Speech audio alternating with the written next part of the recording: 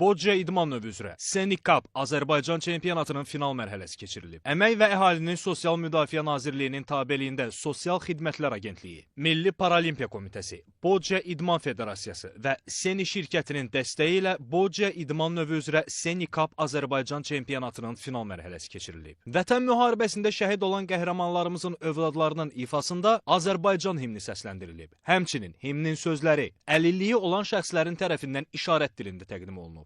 Çempionatda 5 kateqoriya və uşaq kateqoriyasında 100-ə yaxın idmançı iştirak edib. Final yarışları həmin kateqoriyalar üzrə finala çıxan paralimpiyaçılar arasında keçirilib. Yekunda qaliblərin adları açıqlanaraq onlara mükafatlar təqdim edilib. Sərhədçi İdman Olimpiya Mərkəzində keçirilən çempionat Beynəlxalq Bocca Təşkilatı BIS FED qaydalarına əsasən təşkil edilib.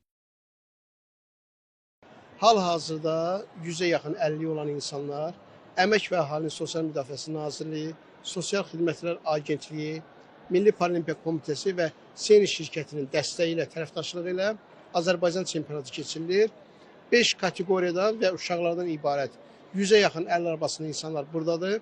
5 dekabrdan Ramanda baza hissəmizdə, Peşə Rabitəsi Mərkəzində seçmə turlarını keçirmişik. Bugün də hal-hazırda finaldır və mükafatlanmalar olacaq.